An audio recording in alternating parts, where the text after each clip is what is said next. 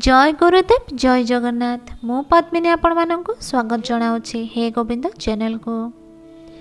जगन्नाथ महाप्रभुंक महाप्रसाद महाप्रसाद रे पुणी महिमा किए बा बखाणिब। एहार महनीयता तार नाम रे ही परिप्रकाशित हेउछि। श्री महाप्रसाद अन्य नाम हेउछि अभढ़ा। न बाढ़ी कुड़िया खाइबार विधि थिबारु ताकु अभढ़ा कुआ जाए। श्री जगन्नाथ संस्कृति कहे श्री जगन्नाथंक पाखरे केही बड़ नुहे कि केही सान नुहे, केही छुआ नुहे केही अछुआ नुहे, समस्ते समान। अभढ़ा खाइला बेले आनंदरे तले बसी समस्ते मिलिमिशि खाइले अभढ़ा को सम्मान दिया जाए।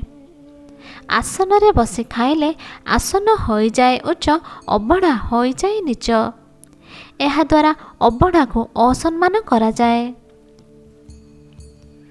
श्री नीलचक्र और श्री महाप्रसाद एही दुई गोटी हेउछंती श्री जगन्नाथ महाप्रभुंकर अंग विशेष।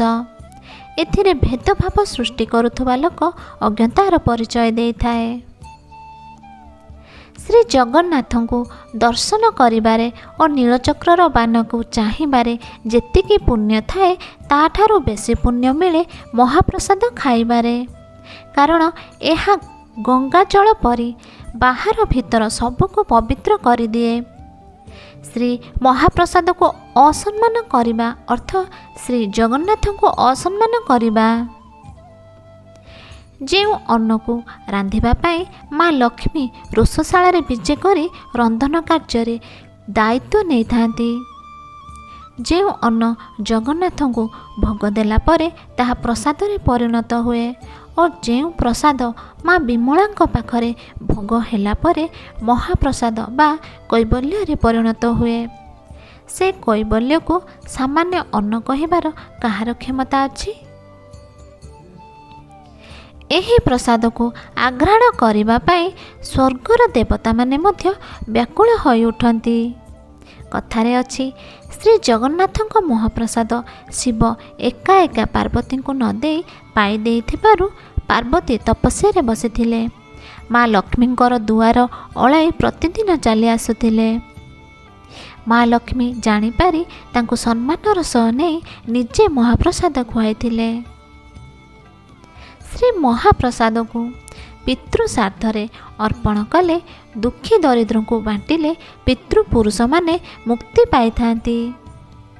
श्राद्ध दिन पितृपुरुष बड़ आश्रा करी आसी थांती महाप्रसाद काणीचाई पाइबे बोली। सब शुभ कार्य महाप्रसाद व्यवहार करा जाई थाए। मिछ कि सत जानिबा पाई महाप्रसाद को छुईबा को पड़ी थाए।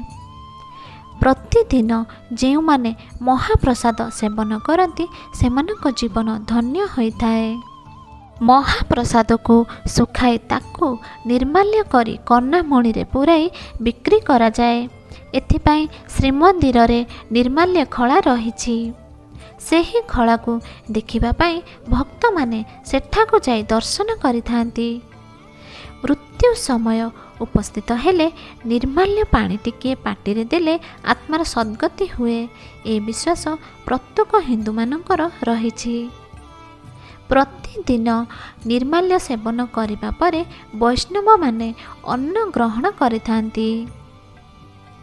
तेणु शास्त्र कहे महाप्रसाद प्राप्त मात्रेण भक्तव्य।